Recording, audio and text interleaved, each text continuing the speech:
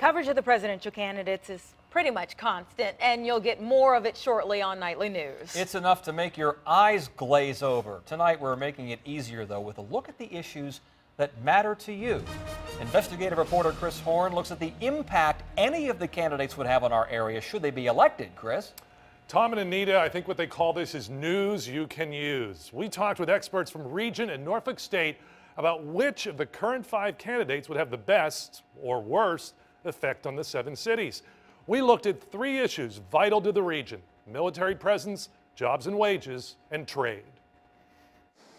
Candidates Donald Trump and Ted Cruz have championed a robust military, but want to cut spending. Those reductions could affect local industry connected to defense, as well as other government agencies. Regent's Eric Patterson doesn't see it affecting our servicemen and women. The place where it would hit is not so much on the uniformed military, and I don't think on veterans, but it would be a reduction in contracting services. Patterson says Democrat Hillary Clinton has also shown intentions to leave our uniformed military alone, but future contracts could be affected. She typically was supportive of the budgets that supported the military, and I think she would continue to be supportive of past commitments, in other words, towards ship contracts that have already been let and things for Greater Hampton roads. And because she has been Secretary of State, she understands the connection between our representation internationally and the connection with the Defense Department. Now, Sanders is, I think, a different case.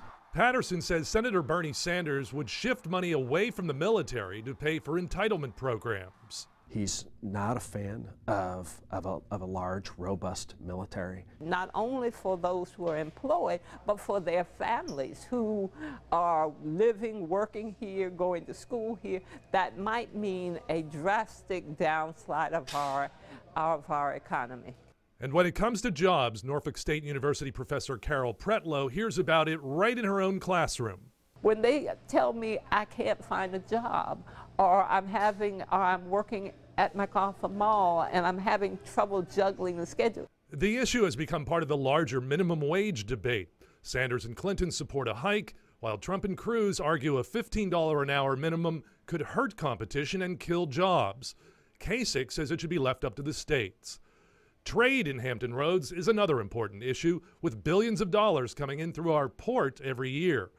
Regent University professor Brian Boggess says Donald Trump's ideas of protectionism and tariffs could cost us trade jobs and make us pay more at the checkout. With his rhetoric, where he talks about winning trade. You don't win trade. When you go to Walmart, do you think I've beaten Walmart? You're talking about reducing choices for the average American consumer, raising prices for the average American consumer, and really reductions in quality. A recent William & Mary study showed that our port terminals are worth $60 billion to Virginia's economy. Patterson and Boggess agree Democrats could have a negative effect on the port by increasing regulations on certain industries, especially coal. About 48 million tons passes through the port each year. Probably both Democrats, who might unleash an even more empowered EPA with increasingly interventionist policies. It's hard for me to imagine how that's good for the economy of the port or for Virginians. If the umpire starts playing the game changes parameters completely. We had a hard time getting all 3 of those analysts to agree on any one issue until we came to the Sanders proposal for free state college tuition. None of them thought it was realistic financially or politically. Want more on where the candidates stand? We have links to their platforms, plus a great interactive that finds the candidate who most closely matches what you believe. It's all on WAVY.com. Chris Horne, 10 on your side.